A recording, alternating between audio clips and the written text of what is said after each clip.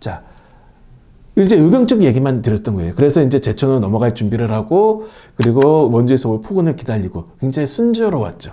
굉장히 순조로웠습니다. 자, 근데 의병이 일어나고 원주 관나가 점령이 됐으니까는 서울에도 그 소식이 전해졌겠죠. 그러니까 서울에서 어떻게 해요?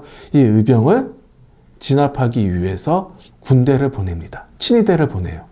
그래서 친위대가 원주, 제천 방면으로 내려옵니다. 자, 이제 제천에 있던 의병들도 그 소식을 전해 듣는 거예요. 근데 아직 원주에서 후속 부대가 안 온 겁니다. 그러니까는 친위대가 왔을 때 전투를 한다면은 지금의 제천보다도 좀 더 안전하게 싸울 수 있는 곳으로 이동하고자 합니다. 거기가 어디냐? 단양의 장해읍이라는 곳입니다. 지금은 어디냐면요. 여러분들 충주호 가시면은 이제 충주 그 유람선 타는 데 있잖아요. 그 장해마루라고 있는데 거기가 원래 장해읍이었던 것이죠. 거기가 호수를 만들면서 이제 이렇게 수몰되고 이렇게 됐는데 그쪽으로 이동합니다. 협곡인 거예요. 그러니까는 관군이 왔을 때, 친위대가 왔을 때 그걸 막아낼 수 있는 어떻게 보면 지형적으로 굉장히 좋은 곳이었던 곳이죠. 실제로 친위대가 왔을 때 전투해가지고 의병이 물리칩니다. 승리를 거둬요. 우리가 보통 전투에서 승리를 하면은 사기가 올라서 앞서 나간다든지 새롭게 그 진지를 만든다든지 사기가 오르는 이런 모습들이 나와줘야 되잖아요. 근데 전투에서 승리했음에도 불구하고 이 의병들이 조령을 넘어서 안동 지역으로 이동을 합니다. 우리가 보면 되게 이해가 안 되는 부분이죠. 그러니까 왜 그랬느냐라고 하면은요. 이 첫 전투에서 승리를 거뒀지만은 지평포군들 사이에서 불만이 나오기 시작합니다. 왜 우리들만 싸우느냐? 원주에서 온다는 포군들은 왜 안 오냐?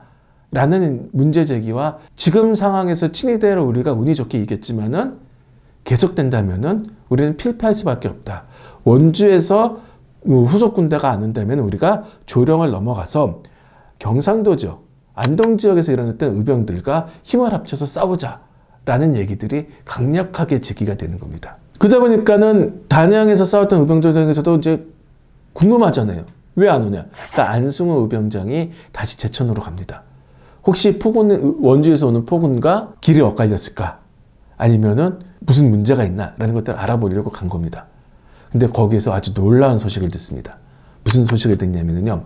여주에서 일어났던 민용호 의병장이 원주에 와서 이 박운서가 모아놓은 포군들한테 내가 안승호 장군이 보낸 사람이다 라고 하면서 나를 따르라 하면서 이 포군들을 데리고 평창으로 넘어가고 있다는 소식을 접한 겁니다.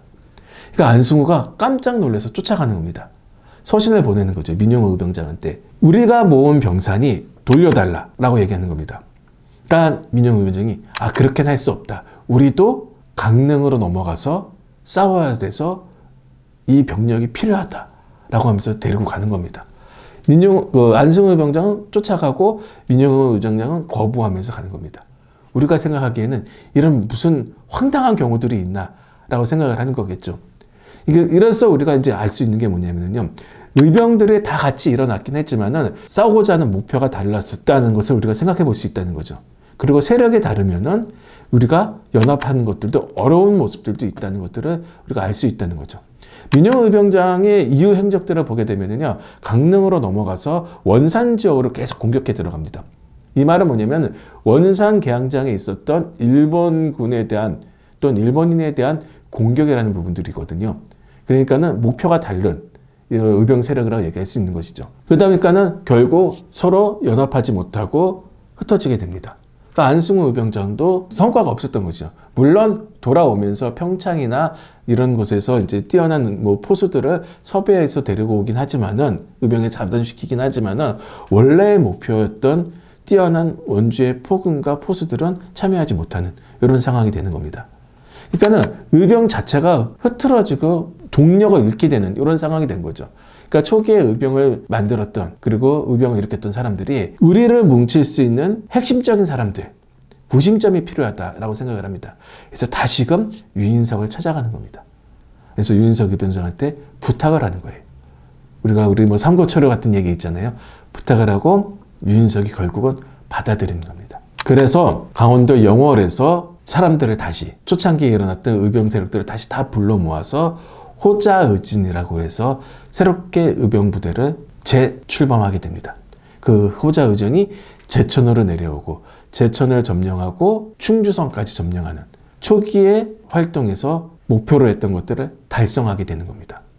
굉장히 큰 역할을 했음에도 이 호자의진이 와해되는 부분으로 넘어가게 됩니다.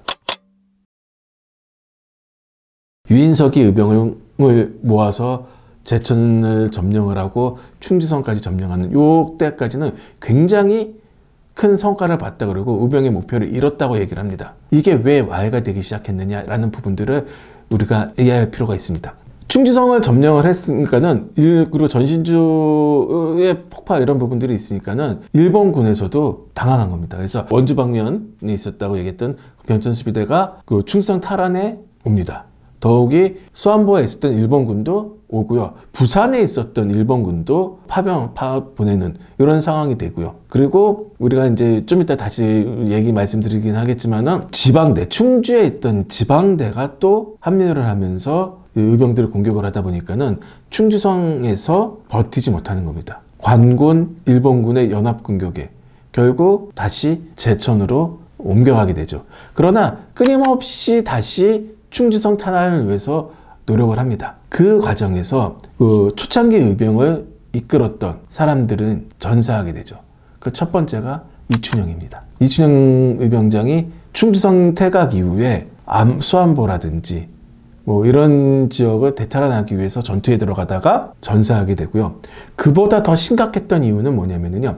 가은정투에서 그 가은정투의 패배를 김백선이라는 사람의 처형으로 연결시켰던 이 부분이 가장 컸다라고 얘기할 수가 있겠습니다. 왜 그런 부분들이 생겼느냐라고 하면은요.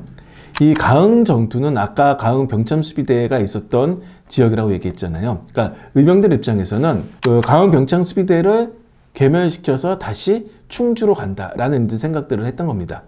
그래서 당시 이제 가흥 병참부대에 약 한 40명의 일본군이 있었기 때문에 제천에서 가는 포군 그리고 그 이후에 이제 모여졌던 원주에서 뭐 오는 한동직 의병장이 있는데 그 사람들, 그러니까 사방에서 둘러싸서 공격을 하면은 이길 수 있을 것이다 라고 생각을 하고 부대를 보낸 겁니다. 근데 뜻하지 못한 게 생긴 거죠. 가흥에 있었던 일본군뿐만 아니라 수안보에 있었던 일본군도 와 있었던 겁니다. 그러니까 상황이 바뀐 거예요. 상황이 바뀌었기 때문에 주춤한 겁니다. 주춤하는 상황에서 안승호 의병장이 공격 명령을 내리는 거죠. 근데 김백선 의병장 안 들어갑니다. 안 들어간 이유가 뭐냐면요.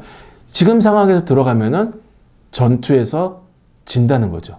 무고한 희생자만 생긴다 그래서 안 들어갑니다. 그러나 안승호 의병장은 명령을 냈기 때문에 들어가는 거죠. 결과는 패배로 이루어진 겁니다. 그래서 나중에 이 전투 패배의 책임 문제를 갖고 안승호 의병장과 김백선 의병장이 그 이야기를 하게 됩니다. 총대장인 유인석 의병장 앞에서. 그때 어떤 얘기를 하냐면은 안승호 의병장은 이 전투의 패배는 명령을 따르지 않은 김백선의 원인이 있다 라고 얘기하고요. 김백선은 명령을 따랐다 하더라도 당시의 전쟁 상황에서는 전투 상황에서는 질 수밖에 없었다라는 것들을 강조합니다. 판결을 내려야 되잖아요. 유인석이 어떻게 결론을 내리냐면요. 유인석 의병장이 김백선 너의 말이 아무리 옳다 하더라도 군대는 군율이다. 안승호 의병장의 명령에 따랐어야 되는데 너는 따르지 않았다. 그래서 너는 군율로서 처벌하겠다 하면서 처형을 해버립니다. 가장 뛰어난 장수라고 했던 의병장 김백선이 그런 이유로 군율로서 처형을 당하는 상황이 되죠. 그러니까 김백선을 따르고 있던 포군들 입장에서는 불안한 거예요. 이게 과연 군율로서 이루어진 건지 아니면은 그 신분 간의 갈등에서 일어난 건지 라는 부분에서 고민을 하게 되고 그 고민 속에서 의병을 이탈하는 사람들이 나오게 됩니다. 더욱이 의병을 이탈하는데 불을 지른 사람들이 있어요. 그게 누구냐? 반일적 중앙정치 세력들이에요. 이 사람들은 아까 의병하는데 같이 참여했던 사람들이잖아요. 근데 왜 이 사람들이 의병 와해하는데 불을 질렀느냐? 자, 의병이 이렇게 싸우는 동안에 우리가 알고 있는 아간파천이 일어났습니다. 고종이 러시아 공사관으로 옮겨가면서 이 반일적 중앙정치 세력들이 권력을 잡은 거예요. 그러니까 이 사람들이 권력을 잡았으니까 어떻게 해요? 의병이 더 이상 일어나면 안 되잖아요. 이제 전국이 안정화돼야 되잖아요. 그러니까는 뭐라 그러냐면요. 의병 세력들한테 너희들이 의병을 일으킨 가장 큰 이유가 단발령? 그래 우리 단발령 취소하겠다. 단발하고 싶은 사람만 해라. 라고 얘기를 한 겁니다. 유생들 너희들이 원하는 것도 해주겠다. 라고 얘기한 거죠. 근데 유인성을 비롯한 의병들이 해산을 거부합니다. 거부한 이유가 뭐냐면요.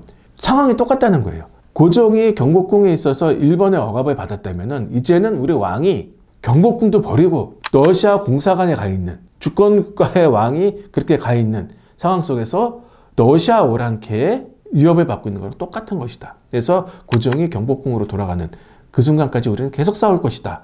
라는 것들을 얘기하는 겁니다. 그러니까 말을 안 듣고 해산을 하지 않죠.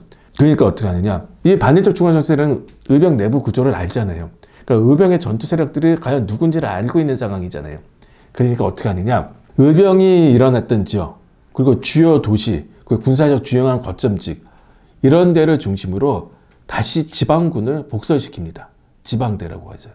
그리고 해산된 군인들을 우선 채용해 주는 거예요. 그래서 원주에도 지방대가 생기는 겁니다. 자, 포군들 입장에서 생각을 해보면은 아직 나라가 망한 것도 아니고 고종이 시해된 거나 그런 상황도 아니에요. 고종이 권력을 잡고 있는 상황 속에서 원래 나의 신분을 되찾아 준다는 거예요. 지방대를 만들어서. 근데 의병을 봤더니 우리 김백선을 처형하는 이런 모습들도 나오고 되니까 어떻게 해요? 의병에서 이탈하는 사람들이 나온 겁니다. 물론 이게 제가 문구들어서 이제 말씀을 드렸지만은 시기적으로 얘기하고 지방대가 실제 창설되는 거는 훨씬 더 이유입니다. 이유지만은 그런 형태로서 말들을 만드는 거죠. 그래서 포군들이 이탈될 수 있는 구도를 만들게 됩니다. 결국 굉장히 많은 포군들이 이탈이 되고요. 그리고 의병으로서의 어떤 동력이라는 것들을 이제 점차 의병운동의 동력을 잃게 되는 거죠. 결국 이 호자이진이 북상을 결정해 내립니다. 그래서 평안도를 거쳐서 만주 지역으로 넘어가는, 그래서 그 지역에서 새롭게 독립군 기지를 만들겠다라는 형태로 이제 넘어가게 되는데요. 그러면서 이제 우리 을미의병은 사그라들게 되는 이런 상황이 됩니다. 근데 중요한 건 아까도 말씀드렸듯이 그런 정치 세력이 있었다는 그 부분에 더해서 유인석이 만주 지역에 넘어가면서 거기에서 독립군 기지를 만들거든요. 초창기에. 그게 이런 지극히 제 판단이긴 하지만은 초기 독립군 기지 운동의 처음 시초의 모습이다. 그리고 그 가능성을 보여준 모습이다. 라고 이렇게 이야기할 수 있겠습니다. 네, 그래서 그 을미의병의 어떤 전개 과정 속에서의 그 사람들의 어떤 그 갈등 구조 이런 것들을 좀 말씀드리면서 오늘은 여기서 마치도록 하겠습니다. 네, 감사합니다.